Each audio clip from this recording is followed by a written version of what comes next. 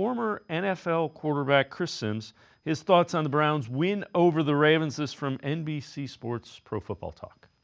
It's about damn time that we saw a different quarterback in Cleveland, and I didn't want to see it the way it went down. I certainly wasn't rooting for an injury with Deshaun Watson or anything like that. But this is what needed to be done. This is what we've been calling for really the last 3 to 4 weeks. And it's about damn time we saw Cleveland, with some of the talent they have on their offense, look like an offense and be respectable on that side of the ball. Their defense is an all-star defense. It's one of the best in football, but they can only hold down the fort so long before the dam breaks with the crap offense they've been dealing with. Look at that. I mean, Jameis Winston, first game starting, it's the best the Cleveland offense has looked since Baker Mayfield's been there.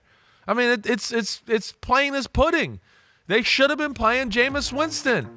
He can throw the ball down the field. He's aggressive. He sees the field well. He's a great down-the-field thrower. That's what he is. He gave them an explosive element that they needed. Well, let's welcome in Mary Kay Cabot, Browns beat reporter for Plain Dealer, cleveland.com. Mary Kay, the offense looked significantly better. Joe Flacco, it looked a lot like the Joe Flacco offense to me. There were some throws where like, ooh, and then there were some throws where like, boy, that's really nice.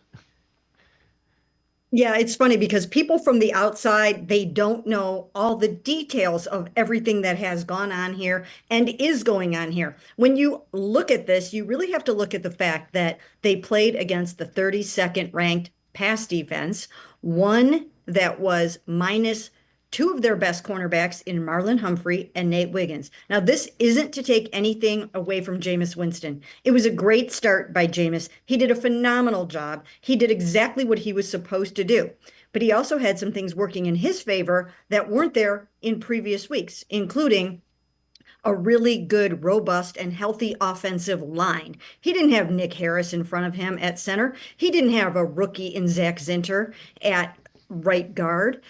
He didn't have James Hudson at left tackle. He had the best offensive line the Browns have seen all season long.